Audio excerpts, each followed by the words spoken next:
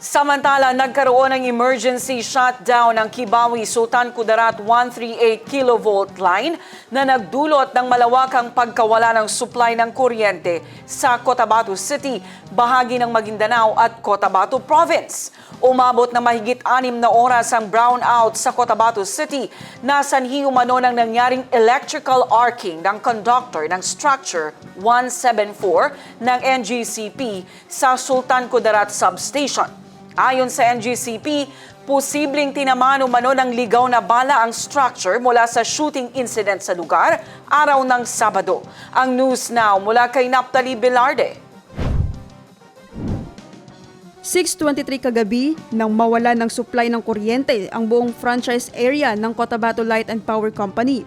Sa abiso ng NGCP, hindi lang Cotabato City ang apektado ng brownout, kundi ang maraming lugar sa Maguindanao, Cotabato Province at SGA. Ayon sa NGCP, nagkaroon ng emergency shutdown ng Kibawi Sultan Kudarat 138 kilovolts line dahil sa electrical arcing ng conductor ng structure 174 malapit sa NGCP Sultan Kudarat Substation. Dagdag sa advisory ng NGCP, posibleng tinamaan ito ng ligaw na bala mula sa insidente ng pamamaril sa lugar araw ng Sabado sa labas ng NGCP facility. Sa panayam ng Bureau of Fire Protection Sultan Kudarat, kausap nga po namin while ongoing yung pag-ayos nila ng nasira na linya ng NGCP.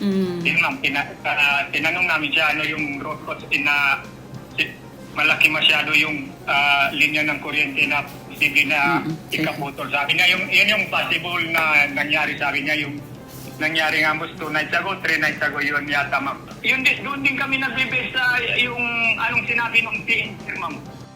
naibalik ang supply ng kuryente sa lungsod mag-aalauna na ng madaling araw at umaga na nang maibalik din ang supply ng kuryente sa iba pang lugar. Naphtali Velarde, iMinds, Philippines.